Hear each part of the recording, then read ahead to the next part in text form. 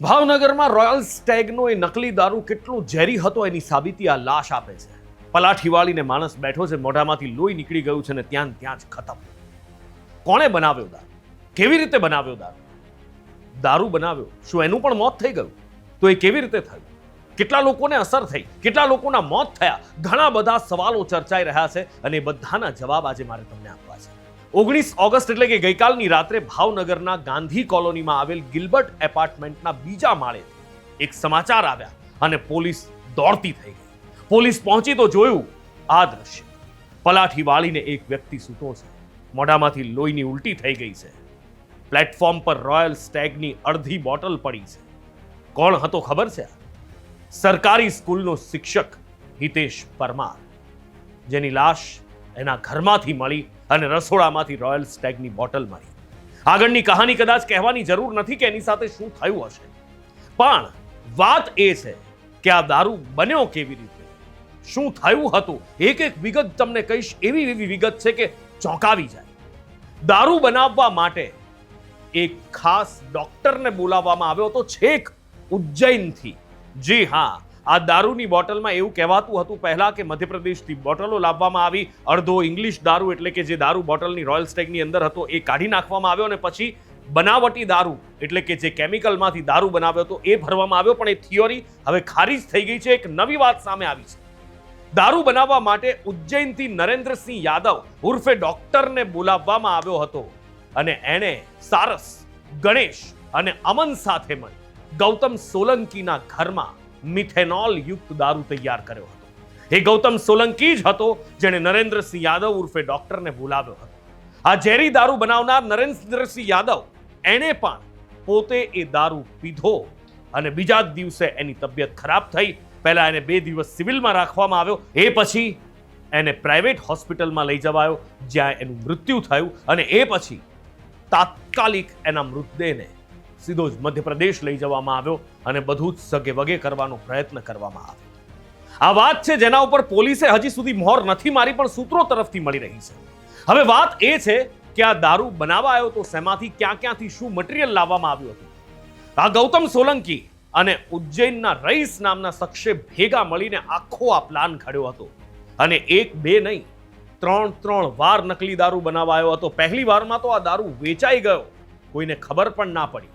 ખરેખર કહું છું, આખી વાત માંડીને કર્યું. અમદાવાદ, આજે મેં વાત કરી ગૌતમ સોલંકી અને ઉજ્જૈનનો રઈસ, એ બંને અમદાવાદના અલગ વિસ્તારોમાંથી મિથેનોલ, વ્હાઇટ લિક્વિડ મટીરિયલ, ખાલી બોટલો, ઢાંકણા, રોયલ સ્ટેગના સ્ટીકરો આ બધું જ ખરીદ્યું અને ટ્રાન્સપોર્ટથી એ વર્તેજ લાવ્યા. દારૂ બનાવવા માટે ઉજ્જૈનથી નરેન્દ્રસિંહ યાદવ ઉર્ફે ડોક્ટરને બોલાવવામાં આવ્યો, જેણે સારસ, ગણેશ અને અમન સાથે મળી ગૌતમ સોલંકીના ઘરે જ આ મિથેનોલ વાળો દારૂ તૈયાર કર્યો હતો. સૌથી પહેલા 51 પેટી એક્સપેરિમેન્ટ સ્વરૂપે દારૂ તૈયાર કર્યો. 51 બોટલ નથી કહેતો, 51 પેટી દારૂ તૈયાર કર્યો અને ગૌતમ અને એના શાળાએ વેચી નાખ્યો. બીજી વાર દારૂ બનાવ્યો પણ એ દારૂ બહુ ખરાબ હતો એટલે એનો નાશ કરી દીધો, એને વેચ્યો નહીં.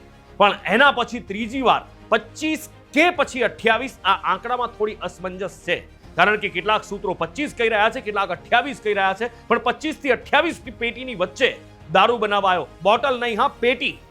આટલો બધો દારૂ બનાવાયો અને ભાવનગરની આસપાસના વિસ્તારમાં એને ગામડાઓમાં અને શહેરમાં છૂટક રીતે વેચી નાખવામાં આવ્યો. સંજય ચાવડા નામના વ્યક્તિને વેચેલી 36 પેટીઓ નીલમબાગ પોલીસે દરોડો પાડી અને કબજે કરી લીધી હતી. એટલે જ ગઈકાલે જ્યારે એસપી કહી રહ્યા હતા કે 90% દારૂ અમે પકડી પાડ્યો છે. એટલે આ જે દારૂ બનાવવામાં આવ્યો હતો પહેલાનો અને અત્યારનો, એમાંથી 36 પેટી દારૂ પકડાયો ને એ સિવાય પણ છૂટક અલગ જગ્યાએથી દારૂ પકડાયો છે. અત્યારે તપાસ ક્યાં થઈ રહી છે? હવે એ સવાલ છે. તપાસ થઈ રહી છે મધ્યપ્રદેશ, ગુજરાત, હરિયાણા અને છેક દિલ્હી સુધી તપાસ થઈ રહી છે. જો કે મધ્યપ્રદેશમાં તપાસ કરી રહેલી ટીમને એક મોટી સફળતા મળી છે. રઈસ, જેણે નરેન્દ્રસિંહ યાદવ ઉર્ફ ડોક્ટર સાથે મળીને આ દારૂ બનાવ્યો હતો, એને ભોપાલથી ઝડપી લેવામાં આવ્યો છે અને એસએમસીની ટીમ એને લઈને ભાવનગર આવવા રવાના થઈ ગઈ છે. કહેવામાં આવી રહ્યું છે, આધિકારિક આંકડો 7 લોકોના મોત થયા છે, પણ સૂત્રો કહી રહ્યા છે કે 9 થી 10 લોકોના મોત થયા છે. 46 લોકોને અત્યાર સુધીમાં પ્રાથમિક રિપોર્ટ પ્રમાણે સરકારી આંકડે આ નકલી દારૂની અસર થઈ છે અને હોસ્પિટલોમાં અત્યારે ચિંતા છે. પોલીસમાં ફફડાટ છે, એડમિનિસ્ટ્રેશનમાં દોડધામ છે, કારણ કે આ આંકડો હજી પણ વધી શકે છે. 7નો આંકડો સરકારી છે, પણ આ આંકડો હજી પણ વધવાની પ્રબળ સંભાવના, મોટી ફળક છે. અને એટલા માટે જ પોલીસ અત્યારે જબરજસ્ત કાર્યવાહી કરી રહી છે, દોડી રહી છે. એ વાત પણ છે કે જો પોલીસ પહેલા દોડી હોત, જો આ બુટલેગરો પર પહેલા સકંજો કસી લીધો હોત, તો કદાચ આ દારૂ કાંડ થયો જ ના. સાંજે કોર્ટમાં આ ગૌતમ અને બીજા જે બુટલેગરોને પકડવામાં આવ્યા છે એમને હાજર કરવામાં આવશે અને એમના રિમાન્ડ પણ લેવામાં આવશે. પણ એ પહેલા રિમાન્ડમાં જે માહિતી કઢાવવાની હોય, મોટા ભાગની માહિતી પોલીસ કઢાવી ચૂકી હશે અને એના પર કાર્યવાહી પણ કરી લીધી હશે. લોકોને પણ અપીલ છે, દારૂ ન પીવો તો શું લૂંટાઈ જાય છે? શું દારૂ એકમાત્ર નશો છે? શું તમને તમારા પરિવારની સાથનો નશો ન હોઈ શકે? ભક્તિનો નશો ન હોઈ શકે? તમારા કામનો નશો ન હોઈ શકે? અરે સાહેબ, આઝાદીના એ લડવૈયાઓને જુઓ, આઝાદી મેળવવાનો નશો. દારૂનો નશો પરિવારને ખતમ કરે છે, તમને અંદરથી ફોલી ખાય છે. અને ક્યારેક આવી રીતે કોઈના ચુંગાલમાં ફસાઈ જાઓ, કોઈના સકંજામાં આવી જાઓ, બુટલેગરોના નકલી દારૂના, તો જિંદગી ખતમ કરી નાખે છે, પરિવારને રોળી નાખે છે. અપીલ છે કે આજે જ દારૂ છોડો. જો તમને આ વિડીયો ગમ્યો હોય તો લાઈક અને શેર કરજો અને ચેનલને પ્લીઝ સબસ્ક્રાઇબ કરજો.